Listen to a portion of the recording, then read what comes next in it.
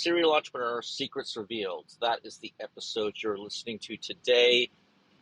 This is a live show on Clubhouse. My co-host, Michelle Van Tilburg. We do it every Friday, 2 o'clock Eastern. So if you're listening to some podcast or replay, you might want to consider just joining us.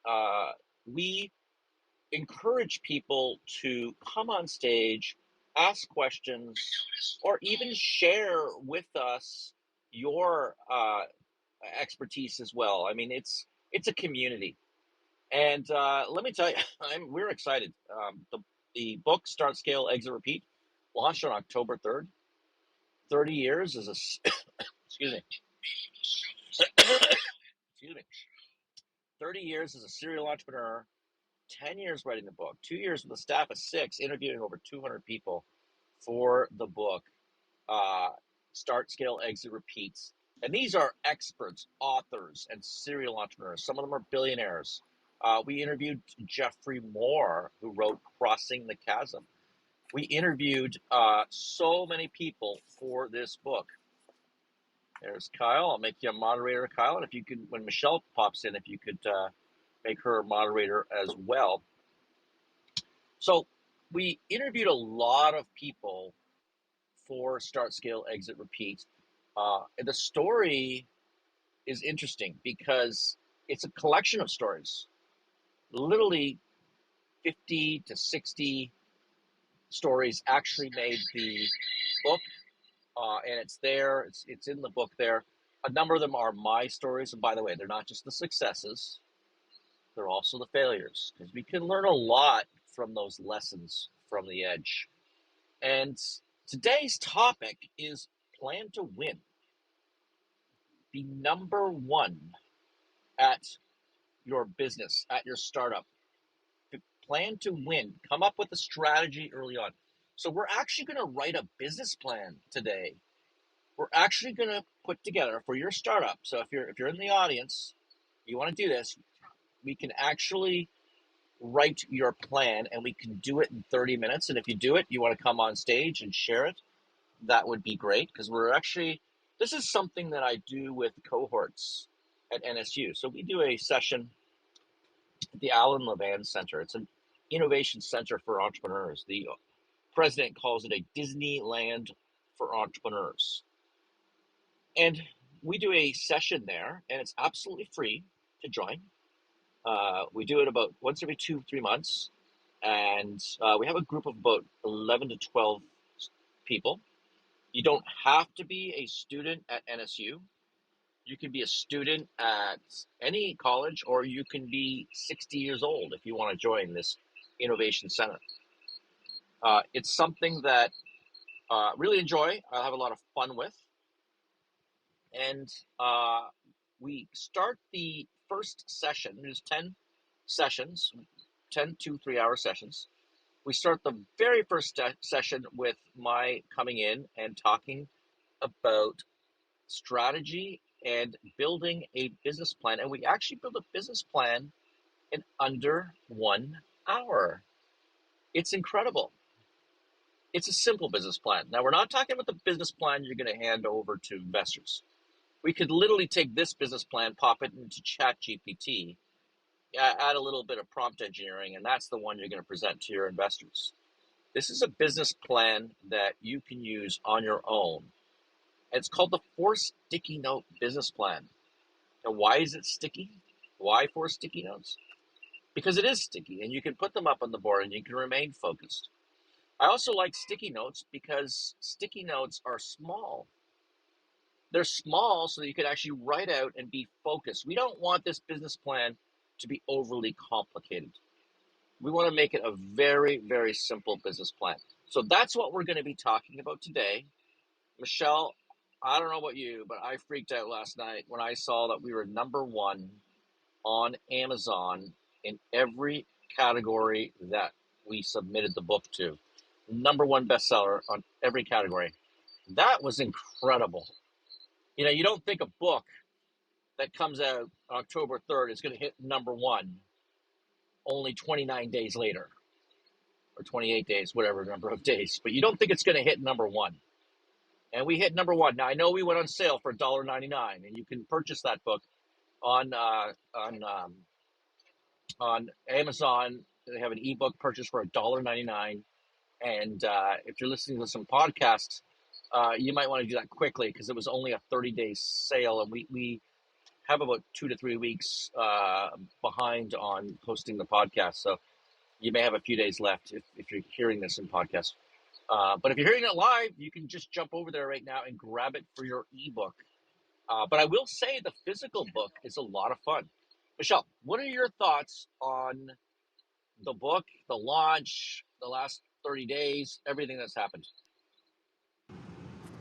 Well, it's been amazing. I've been very surprised. No insult or anything intended, but here you are, a new author, and it's just been a heck of a ride. It's so super impressive, but I also know that it's warranted because it is really, really a good book. There's a lot of great content and a lot of amazing people that contributed to the content. So I just think it's super impressive.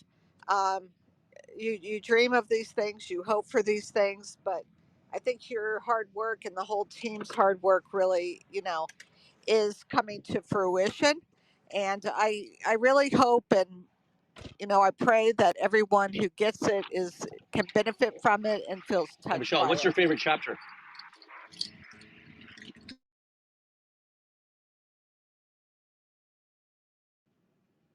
All right. So I think Colin is coming back on here in Yeah, a Michelle, second what's your so favorite that we chapter? can. Well, I personally love the chapter that is talks about liquidity and control. It's something that in the past I didn't think that much about. I always just thought of funding as a very linear thing. I love how you talk about and tell examples and stories about ways that people can have their startup and still have control and still get funding. So for me, you know, that those were some very valuable insights and lessons. But I have a lot of favorite chapters. There's a lot of chapters.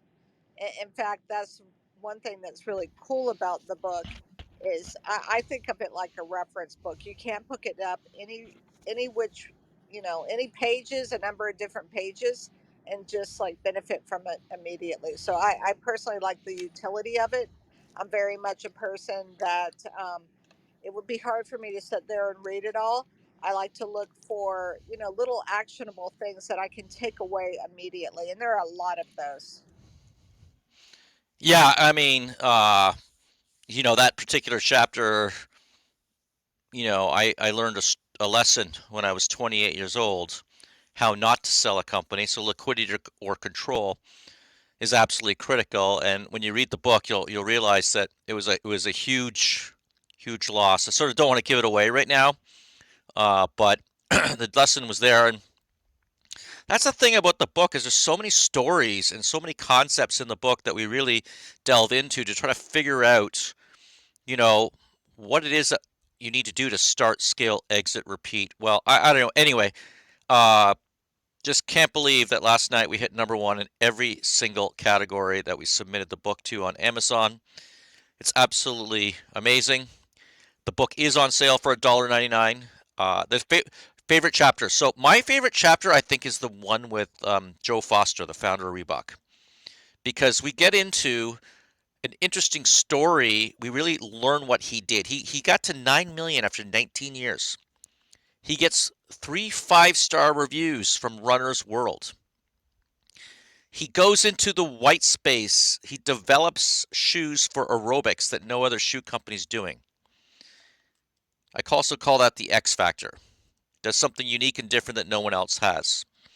He goes into that white space, and then Jane Fonda wears those shoes. And after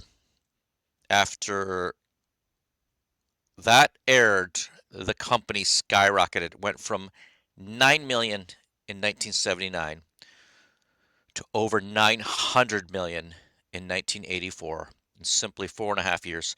It was an unbelievable story. I've gotten to know Joe Foster, and and you've gotten to know him, Michelle. Like, he's been such an inspiration. He has a book called Shoemaker, and if you get a chance, it's another great book to look at. But today we're talking about writing a business plan for your startup. And if you're in the audience or you're listening to this in the podcast, feel free to pull out a piece of paper. Okay. If you have 4 sticky notes, I think that's even better, right? And I like sticky notes because they stick, they go on the wall, they keep us focused on our startup. So that's what we're actually going to talk about today. We're actually going to build a business plan, and you can listen in, and as we go through the exercise, Michelle, maybe if you want to do this, we could do this for Startup Club, right? I'm putting you to work, Yeah, right? I think the last time we did it for Startup Club, you sure you Okay. don't want to do something different? We'll pick a different one then. Yeah, pick a different company. We have a lot of companies. Why don't we do it? Why don't we do it for Pensilla, just Oh, for I fun? like that. I like that idea, Pensilla is a Colin. company that Michelle and I have worked on in the last year. We've invested in, we're principal shareholders, and it's an AI company. So it is an AI, and the purpose of the company. So you can start right on that first sticky note. What is the company? And the company is your Story. AI marketing staff, Right. right? And All the right, but purpose is that I know we'll let's jump into it. visualize it What? for people. I'm gonna just since people can't see, I'm gonna tell them the headers on each of the 4 sticky notes. The first one is story. The second one is people. The third is money, and the fourth is systems. This is actually, if you want to follow along, it's on page 125, because I know there are a few folks that do have the book. So the first one we're talking about is story. We're going to talk about purpose and mission, the space you want to own, the front page of Google, who is the customer, your X factor, and here we're also talking about stage gates, revenue, profit, units, and MVP, a most viable product. So, what is your purpose and mission? What is the space? And how are you different? Go ahead, Colin, go for it. Yeah. Um, Hold on. Can you hear me? Yeah, we can hear you. Okay, got awesome. So I'm sorry. Here, hold on. Are you having headset All right. issues again? No. It's all organized. Cheetah, I like the book there. That's pretty cool. And yeah. So think of it in those 4 modes: story, people, money, systems. Okay. So we're going to talk about story. We want to write down our idea. So think of it like in 5 words. What is our idea? Then underneath that, we're going to want to write out our purpose, our mission, our why. Now, why do we have that in the sticky note? Why is that part of our business plan? It's part of our business plan because we want to understand why we're doing it. My wife and I travel a lot, and we like to stay in vacation rentals, but we hate the beds, the worn out furniture, the cookware is absolutely horrible. We love the quality of hotels and cleanliness, but we hate the hotels. In fact, Michelle and I, we traveled to China, I think 13 times, Michelle, for our last company before we sold it to GoDaddy Registry. I mean, we traveled a lot, and honestly, I just got so sick and tired of hotels. So when I do travel with my wife, uh, we actually like to choose an Airbnb, but so many times it's run down. And I was thinking this through, and I'm thinking, why could you have a high quality Airbnb that is clean as a hotel, has nice beds, but also has the experiences you get from an Airbnb? So we launched a company called Escape Club, and Kyle here, he helps manage Escape Club. Michelle as well. It's a company in the incubator. We've got 19 properties, and every single property has a Westin Heavenly bed. Every single property has the Pottery Barn furniture. Every single property has, I think it's Williams Sonoma, or what's the other one? I think it's, I don't know, Pottery Barn, one of those cookware. Like, we do the best of the best in every one of these. And by the way, our ratings, we're one of the top rated Airbnbs on their platform. Absolutely insane. These the ratings matter. The income we generate is much higher because we've higher ratings. Go back to Joe Foster, 1979. He got ratings. That got him attention, a social proof. All right. The purpose, what's our purpose? So the purpose doesn't have to change the world all the time. It doesn't have to solve global warming. Now, if it does solve global warming, that's pretty cool. But the purpose can be simple. And in this case, it's all about we had a problem. We don't like hotels and we don't like Airbnbs. So how can we get the best of both of them? The purpose is that when someone goes on vacation, that's valuable time. You want them to have a great vacation. I visit these Airbnbs. I go on vacation too, by the way, in these Airbnbs. For the most part, that's where I like to actually go on vacation because I know I'm actually going to have a really nice experience. I have 2 of them booked in the next month. Uh, Look, so that's this doesn't have to change the world. Michelle, on Meowingtons, I know you run a cat site called Meowingtons. You run also or running the paw.com. You're working on that now too. So you got a little bit of dog and cat fight going on there. But what's your purpose for Meowingtons? Yeah, that's a good question. So for us, it is like we want to give cats and their owners a better life. And we do that, through content as well as selling products that helps them live a healthier life. For example, like cat trees and money that we actually earn. We actually do a lot of donations and such to cat, rescues. So ours is really about, providing provide helping to provide a better life for cats, a better and healthier life. That's what ours is. But you also are very design forward. You have these modern homes and or home, sorry, but you're really big on the design and decor of the products, and I love your cat trees. To me, they're a piece of art. Yes. Yeah, to us that is making the cat's life better and healthier because they get to move around, and it's just cats need to be able to have vertical space, right? So that all is part of the mission, for us, and we do so in a humane way. We try to stay away from anything that's unhealthy. At least we would never do that to our knowledge, but we have moved in the direction where anything that promotes cats well-being is critical. Yeah, and so we've got our idea on the top of the sticky note. What is it? We've got our Well, I thought we were purpose, doing right? We got our Pensilla. purpose. Oh, we're not doing Oh no, you Pensilla. can do Pensilla. Yeah, so Pensilla. So we know the idea. It's to be an AI marketing staff for your e-commerce business.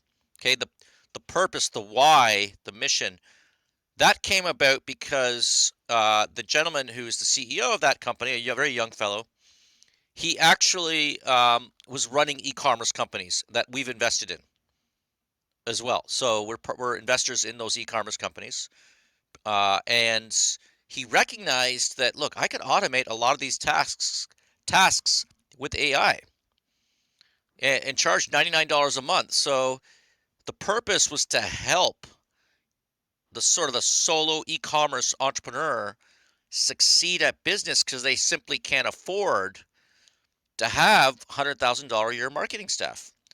Would you agree with that one on Pensilla, Michelle? Yeah, I would. Yeah, Yeah. yeah.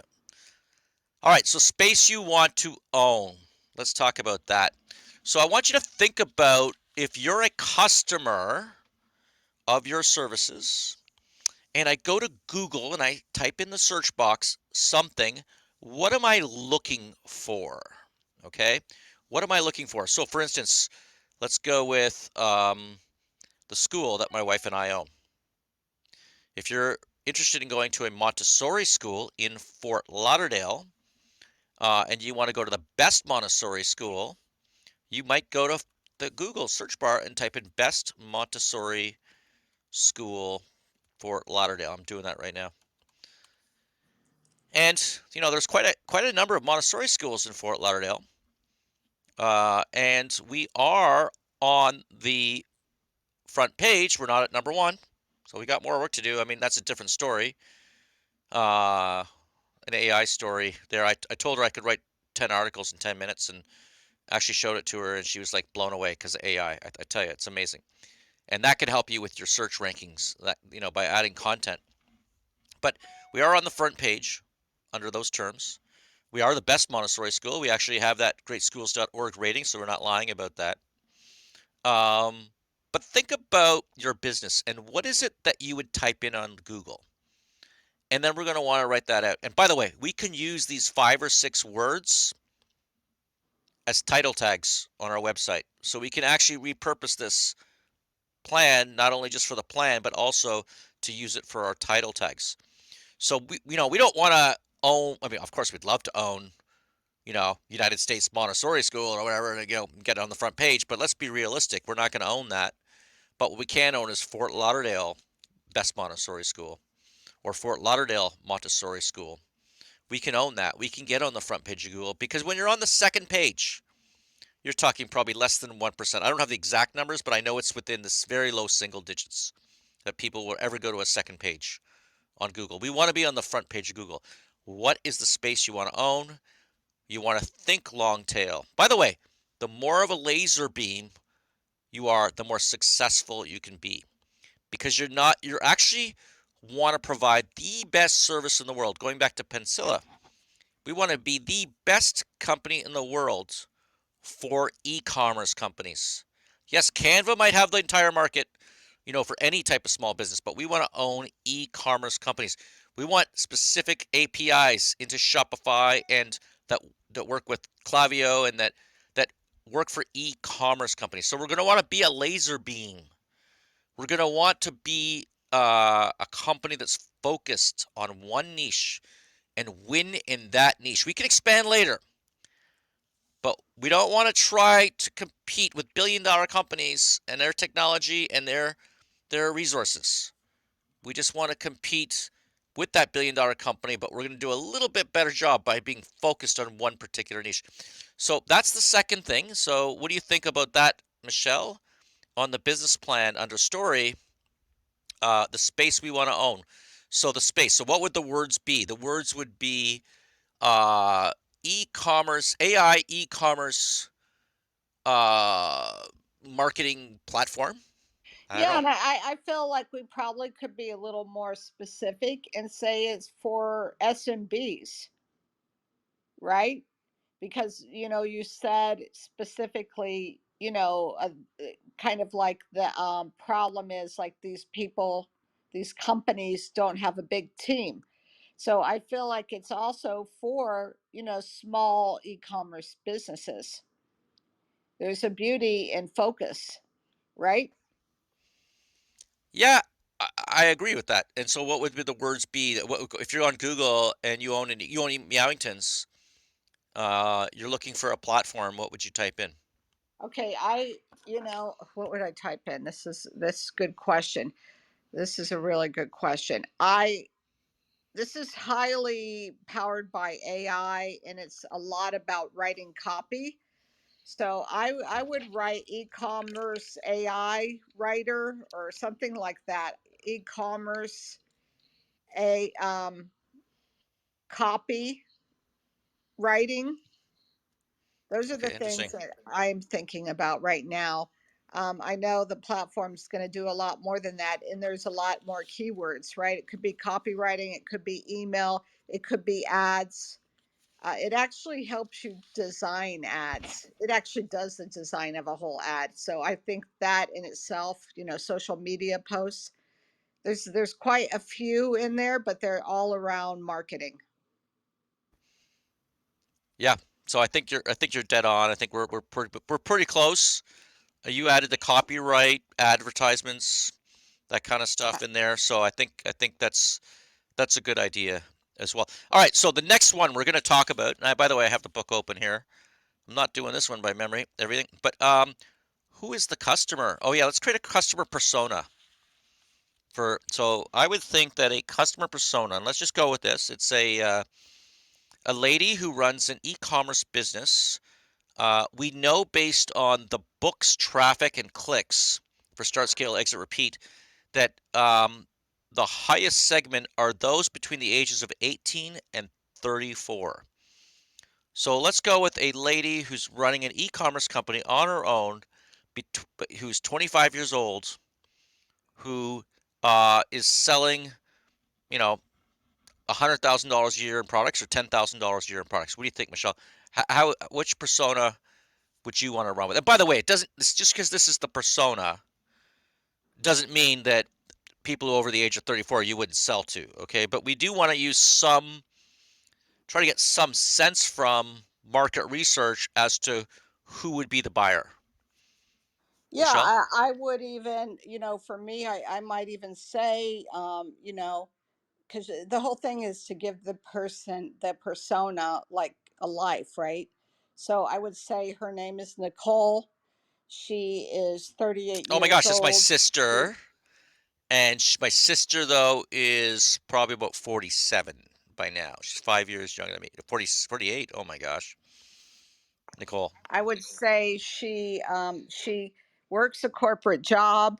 She's really tired of the corporate scene, and she wants to start her own business. Therefore, she's been moonlighting, and she has an e-commerce store on Shopify where she sells handmade dog costumes. Like I would go to that level, Colin. All right, so we'll just put Nicole on the post-it note, and we will put handmade products or handmade costumes for dogs. Okay, Dogs. Yeah. but we already know it's that because above this, we talked about what the idea was and And the she also purpose. has Shopify. Yeah, go ahead. Yeah, yeah, that's a good point actually. Yeah, because the product When has you actually been talk, developed yeah, when for you get Shopify. Yeah. right, you need to get specific like that, hopefully based on reality, right? Primary research, because then that is telling designers and developers, oh, this person used Shopify. Therefore, they can think of how they advertise. And for example, if there's an export or some kind of feed, like Colin said, it would feed into those kind of tools. It would be part of their, let's just say their work marketing team ecosystem. That's really important.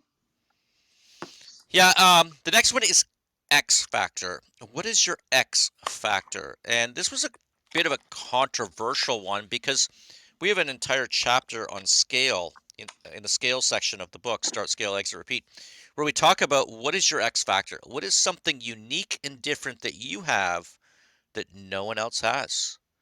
Think of Joe Foster and Reebok and how they went into aerobics shoes. No one else was there. They went into what he calls the white space.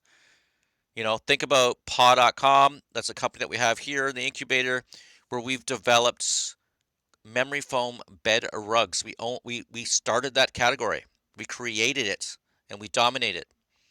We patent, we do what we do what we need to do to create a moat. But we also keep launching new products. We launched a memory foam car seat bed for dogs. We launched a waterproof blanket protector. This is spaces that had not been invented yet, and we launched those, and the company's been on Inc. 5000 list now 3 years in a row. So we want to try to go into that white space. We want to try to do something that no one else has done. We want to solve that bottleneck. We want, think Domino's Pizza. 30 minutes are free. Back in the day, Michelle, we used to own a pizza restaurant, our family. And we're up in Toronto, and there's a company called Pizza Pizza who copied Domino's and went 30 minutes are free. And we said, oh, there's no way they can do that. They're going to go bankrupt. Well, guess what? They didn't. And now Pizza Pizza is the largest company in Toronto, and Domino's is the largest in the United States. They re engineered their systems so they could deliver on that. And then they put in a nearly unbearable brand promise, which was 30 minutes or free. Think national car rental. You just show up, get in the car, and go. And by the way, that company's number one in that space. Think about there's a company called cookiedelivery.com in Texas. And they had the problem like every other bakery when they deliver the cookies just, they weren't as fresh. So they came up with the idea of having a truck and redesigning a truck so that the truck would cook the cookies on the way to the location. We had a company back in 2007. Let me tell you this story, Michelle. It's a little bit funny. It's in the book. Uh, we were a company that did hosting and email for telecoms, and we received a phone call that we had lost the contract for Earthlink. It was 80,000 websites and at a million email addresses or something like that. So my CTO and I, we get on a plane, we fly to Atlanta, we drive over to the office, and the gentleman who is in charge of this project, he's a mid-level executive who's just doesn't want to get fired. That's his number one motivation. And by the way, when we talk about persona, should have mentioned that. Your customer is not a company. Your customer is not telecoms. Okay? Your customer is not Walmart. Your customer is a buying person in Walmart or a buying person. In our case, this person was an individual who was a mid-level executive who was in charge of certain aspects of technology. In this case, it was web hosting and email. And he had to make a decision what company he was going to go run with. See, his number one fear was getting fired. So anyway, he says, let's go to lunch. And unfortunately, we had taken a taxi at the time to the office, and we did not have a vehicle. So he said, oh, I'll drive. He's got a two-seater WeGo electric car. And so my CTO, he sits in the front, and I climb in the trunk, and we drive over to the restaurant. And that's actually, we had a saying, do whatever it takes to get a deal. Well, we were doing whatever it took, right? So I sat in the trunk. We drove to the restaurant, and we offered him a nearly unbearable brand promise. We said a 100% migration guarantee. Look, at the time, it was worth about $350 a website. So we said, if you lose one website, we'll pay you $350. You lose 1,000 websites, we'll pay you $350,000. You lose 10,000 websites, we'll pay you $3.5 million. Okay, so this is nearly unbearable. This is like stressing the hell out of everybody in the organization. That day we won that contract. Okay? But here's the most amazing thing. Well, first of all, it wasn't easy. We had to re-engineer our entire systems. We had over 200 people in Ukraine. We had developed software and heuristics so that we could be the best in the world at migrations. And then we made that promise to everyone. And we started winning contract after contract. We won Vodafone, British Telecom, AT&T, Verizon. We cleared the fields. Our competitors folded, at least pulled out of providing these services, and we dominated the space. Domino's dominated the space. National Car Rental dominates the space. Warby Parker dominates their space. The fact is, when you do find your X factor, it could be probably one of the most impactful things. Now, it was a bit controversial. I talked to my writing coach about this. I said, I'm in between on this one because this is something that can help you scale. You don't necessarily need it for a start, but the earlier you figure it out, the bigger bang you can have. So you want to start thinking about what could be my X factor. But if you don't have it from day one, that's okay. It took us 7 years at Hostopia to figure out our X factor, and when we did, it was game over. That's how impactful it was. All right, so Pensilla. I'm not even gonna try, Michelle. What could be its X factor? I don't know. Like, what do you think? Pensilla? It's an AI platform. So what can it do that no other company can do? And It's about, all right. It's doing many things, right? I I want to say one stop shop, but I know a lot of people overuse that. But it is your AI marketing team. I'm just, from ads to email. That's what I think it is. And I think what is unique about it is you can literally do a whole campaign. Let's just say with a couple of pushes, clicks of a button. You know yeah, what I I'm mean, saying? yeah, but It, I can get other platforms to do it for me. yeah, but you know what? ChatGTP can't do that by itself, Colin. You have No, to I understand. do right now. I'm playing devil's advocate here, right? So to help us work through this, it really is like with a few clicks, you can do a whole campaign from social to paid to email across the board with just a couple of clicks. In fact, in this one, just thinking about the value propositions, you can also do a campaign. You could do it for a whole month. So I think it's much more than, let's just say using chat gtp yourself. It is specifically designed to make your team, you know what, it makes you the cmo and the ceo, right? There's a couple of things here that are, I think, very unique. It's a cmo in a box. CMO, like, all right, I'm just thinking out No, loud I here. know, I'm I thinking know, but this is what I'm talking about. We don't it's have it hard. figured out yet, and we don't have to have it figured out. You can see this. We're just ideating live here, right? Um, there was a time when we had a strategic planning session for Escape Club, and I said, went through the session, and I wasn't too happy with the results. And a couple of days later, I called everybody back. I said, team, let's brainstorm what could be our X factor.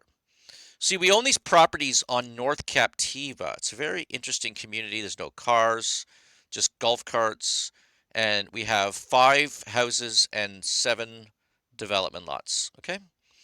And we're like, well, what could we do that's different that no one else has? And we started brainstorming. Said, well, what if we took the dock and the pontoon boat that we have in the company and we made that available exclusively only to those who are on the island or who rent from us?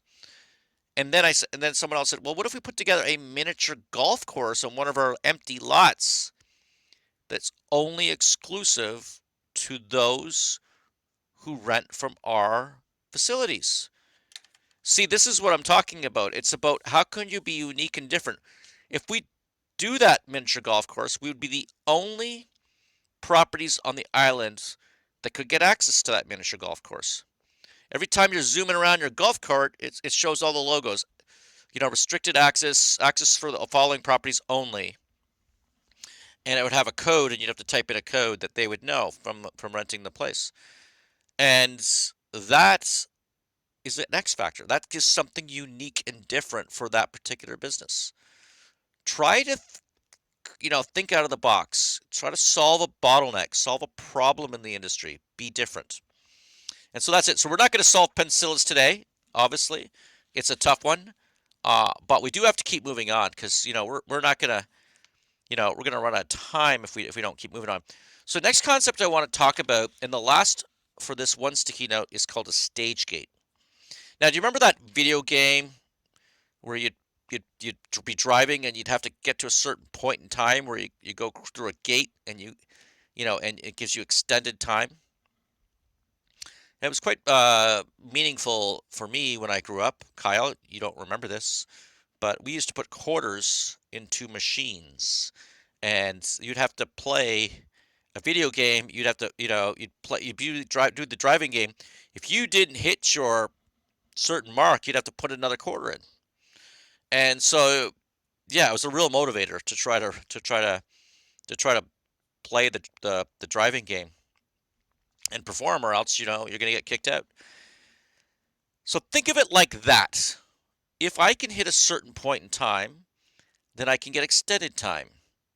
And I often say make those goals SMART: specific, measurable, attainable, relevant, and time bound. Okay? We're going to want to make those goals very, very SMART. So what's our, and also very specific. So for instance, a good example would be I'll have an MVP ready within 90 days, or on this date at this time, I'll have an MVP ready, or I'll have my first 100 customers, or I'll have my first 10 distributors.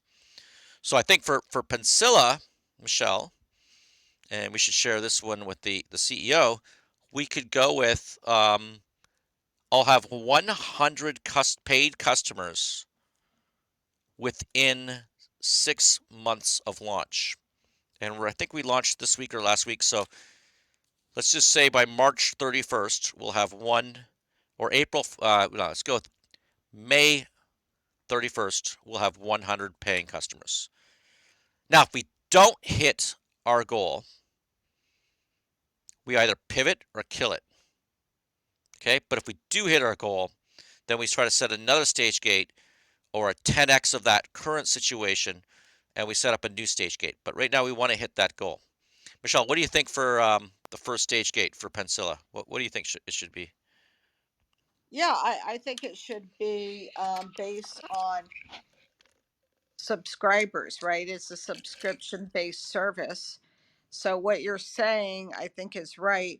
I think 100 in how many months? You said three or I said six whatever. months. So I said they have to have 100 paying subscribers, $99 a month. I feel like that's kind of low. Okay. Uh, But when you're at the yeah, beginning, it's a flywheel effect. Remember Jim Collins? I know, It's I know. very hard at the very beginning. And Okay. subscribers are hard, right? But And I'm saying a stage gate. You want to exceed the numbers, sure. But all right. Well, just tapping all right. that into I'm the on. thing, that's $10,000 of recurring revenue in 6 months at a valuation. They tend to sell about 7 times revenue in today's market. So you have a valuation of $70,000. Well, we've obviously invested $500,000. You're not there yet, but you're still in the early stages. But if Right. we've done that, then we've got enough now to go from 10,000 a month to 100,000 a month. I'm sorry, what did I say? So it was $99 times 100, right? It's 9,900 a month times 12, 118,800. Now you have a valuation of $700,000 with a net investment of $500,000. Now let's 10x that. Let's go from 100 to 1,000 customers at $99 a month, and now you have a valuation of about $10 million. Okay, that's what we're talking about here. So I think 100 paying customers, that's pretty much break-even territory for a company that is SaaS based and recurring revenue and growing, of course, and following the rule of 40, which is either 40% of growth or EBITDA. We cover a lot of this in the book as well. So I'm sorry if it's a little bit complicated. You really can digest it a lot better if you actually pick up the book. And by the way, it's on sale for $1.99 right now in ebook. You can literally go to the Kindle. Amazon Kindle and buy it and follow along and look at the illustrations. We have really nice illustrations, including the 4 sticky note business plan. But that completes the first note, the first sticky note. I know that was a lot, right? Yeah. It's it's a great exercise. It really forces you to think and analyze and see where you have holes, right? Before you start committing. Yeah, so the second sticky note on the top, we're going to call people. And this one is simply this: who are the people we need to get to our first stage gate? Okay? If you're in ideation mode, you haven't even launched yet, you want to put who are the people we need to launch, then who are the people we need to get to our first stage gate. And I don't just mean your employees. I also mean people around you. You might have a board of advisors, which I love, by the way. It's a great idea. Get free labor, as much free labor as you can. And everybody wants to help you with your startup. It takes a village. to launch a startup. Don't think you're all alone. Uh, so we're going to want to identify maybe virtual assistants. Hold on. We're going to want to identify virtual assistants in different areas. Maybe consultants. Who are going to be? Who do we need? Programmers? Do we? We want to think about who the lawyer would be, who the accountant's going to be. How is it all going to come together? So, who are the people we need to get to our first stage gate? And we're going to put that on the second sticky note. So for Pensilla, Michelle, I know he's got a group of about 8 programmers, and he has himself pretty much. But if he's going to hit that sticky note of 100, oh, this is a great conversation. What else? Who else does he need? Well, interesting enough, I think he needs somebody who does lead gen, because I believe he's going to mostly sell this online. So I'm voting for a lead gen person, a marketing sales type person with an emphasis toward online marketing. Yeah, I'm actually going to go with also a salesperson, a BD, someone who can do business development, who can go to trade shows, e-commerce trade shows, and actually sell, connect, build a rapport, do demos, that kind of stuff. So I think he's definitely gonna need some help there. We should have a meeting, actually, now that I think about it, with him next week to see if we got to make certain he's got the right tools in place, that he actually understands that he needs to complete this 4 sticky note business plan. By the way, you can do it in 30 minutes. It's unbelievable. A little bit of, instead of just fire, aim.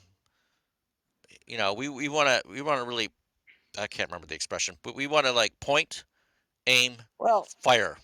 it's not pray and spray, right? We're gonna be deliberate about this. Yeah, exactly. All right, so that is the people. The next sticky note is how much money do we need to get started, and how much money do we need to get to our first stage gate? So, how much is it going to cost us, Michelle, to get from here where we are now? So, I would say that we've probably invested about, I don't know, 300,000 so far in Yeah. the company, something like that. I know he's starting to run low on money, right? So, he's going to want to get to 100 customers. I'm going to assume for a minute that it costs $1,000 per customer acquisition. It's going to cost a lot at the very beginning when you have a startup. So, in that particular case, I think that he's going to need about $100,000 for marketing. He's going to need to retain his 8 programmers. So they're offshore, thankfully, so you're paying less for that. But he's going to probably need a couple $100,000 for that. Could need about another $300,000, $400,000 to get to his first stage gate. That would be my guess. What's your thoughts on this? Is that realistic? Well, I don't think I heard you say a marketing budget. Did you Yeah, I say a said marketing budget? $1,000 acquisition per customer. $1,000, and we want 100. All right, so you already did the math on A hundred that. thousand, yeah, hundred thousand Yeah, dollars, okay. yeah. And then you said developers. I don't want HR. I don't think we need accounting. We don't need a legal team. And I think we need to No, we got pay him. ChatGPT. I've already written 2 contracts with ChatGPT. Yeah, I think Don't, we need to pay him too as the founder. no, no, he's not getting paid You're until this not thing. going to pay him? All No, he's right, got to hit well, another stage gate. Let's get the yeah. stage gate of I, breaking I'm even, and putting then we things start out paying him. there that we know people need. Okay, we Yeah, just talked about a salesperson. I feel like he needs a support person. yeah, probably, I and don't maybe an want him. operator too. Yeah. Yeah, I think he So probably maybe needs. you're probably right. So to hit the first stage gate, he might need about $400,000 more. Yeah, I think he Yeah. needs a support person and somebody to do operations. We don't want him running around here on fire. We need him focusing and selling and building out this application.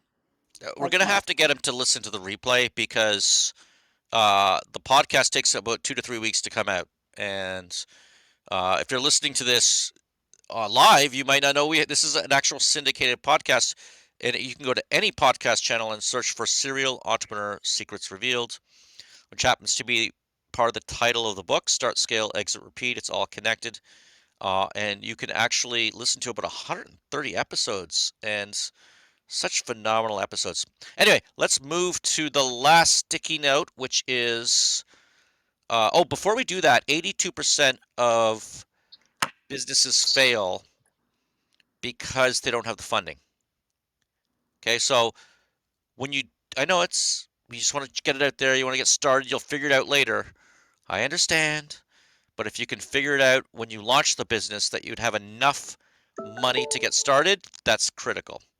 All right, then we just got our notice for Entree. Entree is a new app for entrepreneurs, and we do a monthly show every Friday, not every Friday, every first Friday of the month. It's an open mic, start, scale, exit, repeat show. So if you're interested in asking a topic about the book or just having an open conversation about the book, we do that every Friday at 3 o'clock p.m. on Entree. And that notice just came up. That's why you had that ding sound. All right, so the last sticky note is all about systems. Okay, when you're early on, I admit you can do a lot of stuff on your own. It's very reliant on the entrepreneur. Okay, we know that. But if you can do one thing for me, and that's figure out your KPIs. What are your KPIs? Okay, leading indicators. Don't just focus on lagging indicators when you come up with this. And by the way, this is important for your investors. If investors understand your KPIs, if you are able to deliver 100 customers with a cost of acquisition of X, with a lifetime value of X, and you were to say to an investor, well, all I need is $1 million and I could deliver 10,000 more customers, they're into that. That's called an accelerant. Investors hate investing in companies that are risky, and and the entrepreneurs don't know how to accelerate them. They love it when the model's been proven. So we're going to want to figure out KPIs, and I actually am a big believer of leading indicators as well. So, for instance, okay, I need to deliver uh, 30 calls a day to get 7 proposals a week to close 3 deals. So I'm going to start tracking the KPI of how many phone calls we do. At our e-commerce businesses, we track our daily spend on advertising, our ROAS, return on ad spend. And we're expecting a return on ad spend, Michelle, of 3 to 1, right? If Yeah, it's we like a basically three. 33%, yeah, 33% is pretty much the max. You start coming in at 34, 35, 36%, then we'll say pull back the ads, pull back the ads. And this was a hard lesson because there was a company that we were involved with, an e-commerce company, who the lady wasn't tracking this during a holiday season, ended up spending $300,000, 80% ROAS. And we realized after that incident, you need to track this on a daily basis. And the fact that we're invested in this company, we need to see that on a daily basis. So with e-commerce companies, even 33% is pretty high. I think you're probably 20 to 25%. So sort of a 4 to 1 on the ROAS is probably better. So Michelle, so what do you think for Pensilla? What are the KPIs?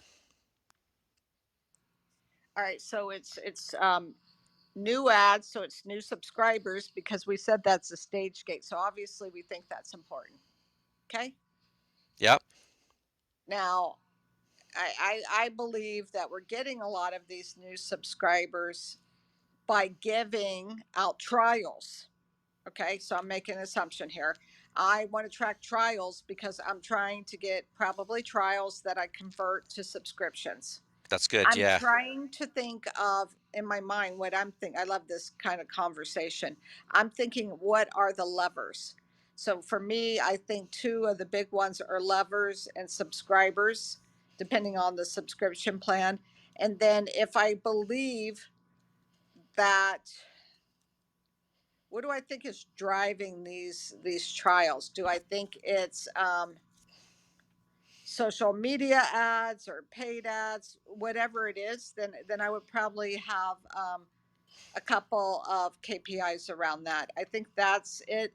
I think what I'm hearing, what we're discussing is it's almost like you could have one. We have a stage gate ones we're talking about right now in levers.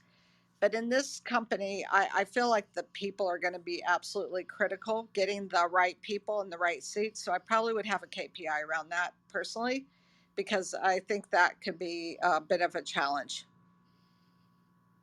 That's what I'm going with. And, there's always ones like revenue per user. So probably, yeah, average revenue per user would be one as well, because we're probably doing a lot of discounted plans. That's what I'm thinking at the highest level. Yeah. All right. So you got the ARPU, and we're going to also want to track cost of acquisition. Did you get that one, Michelle? I can't remember.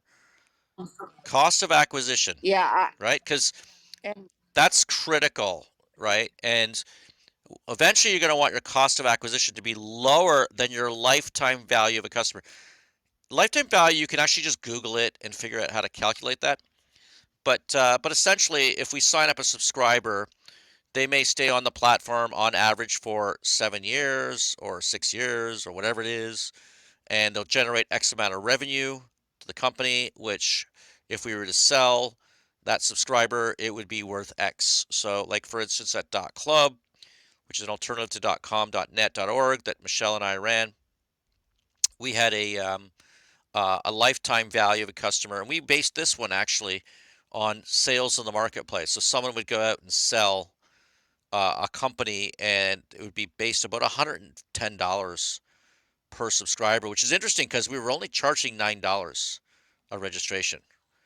So at the time, it had a pretty high LTV, and it was based on we had about a million domains, but about 400,000 renewals. So renewals is what we really, really targeted. I'm not going to get into numbers here; it's under NDA. But I will say that that's something that we track, the lifetime value of customer, and then we'd actually do the math on a marketing cost. So we'd pay GoDaddy. We started paying GoDaddy about $700,000 a year when we first launched that product, and we reduced it over time. But we wanted to make certain that the cost of acquisition was obviously lower eventually. The the very very beginning, your cost of acquisition is going to be high.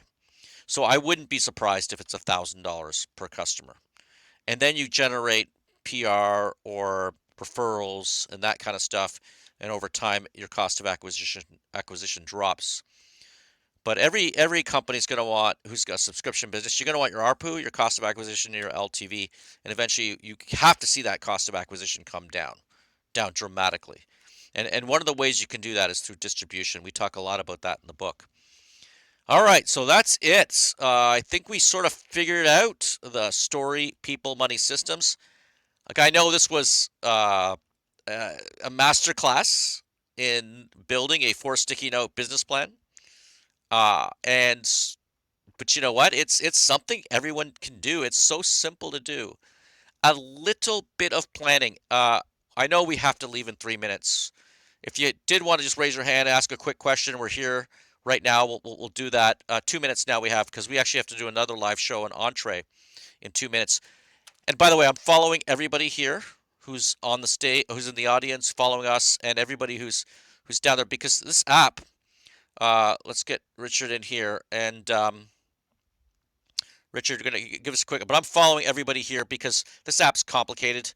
And by the way, you can click on the three dots and click on the three dots with my click on my face, click on the three dots, and actually follow me always, and that will help you because when we speak, we come on and we have no way of communicating. It's been very difficult. All right, Richard, real quick, what's How your do you question spell or thought? how do you spell entree so I could get on there? Entre. It's Entree. It's an app. So it's if you go to the App Store, type in Entree, Entre, and we're just do open mic there, just chatting, and it's like we love the sessions. It's like 12 people, like it's Beautiful. really small, so it's nice and fun. And we do it Awesome. only once a month, so we do that. And we do LinkedIn audio once a month as well. All right, if you haven't already done so, grab the book. Forbes put it on up for on Amazon at $1.99. And look, this is 458 pages. This is 58 chapters. This was designed for the ADHD entrepreneur. It really was. It is something that I've spent 10 years working on. The team spent the last 2 years working on with 6 of us, 200 interviews, 200 200 callouts, dozens of illustrations, graphics, over 50 actual interviews made the book, and they were from experts, authors, and serial entrepreneurs. It's been quite an adventure. We hit #1 in every single category yesterday on Amazon that we had submitted to. So it is a #1 best-selling book, and it just came out October 3rd. It's 3 o'clock now. We're jumping over to Entree. Thank you very much. Michelle, if you want to shut down the room, I'll jump over to Entree. Yeah, absolutely. Thank you, everyone. And if you want to get more information or look at any past podcasts or transcripts, just go to www.startup.club. And you can also join the email list if you want to be advised of any kind of new sessions coming on. So thanks again, and everyone have an amazing weekend. And hopefully, we'll see you over on Entree. Thank you.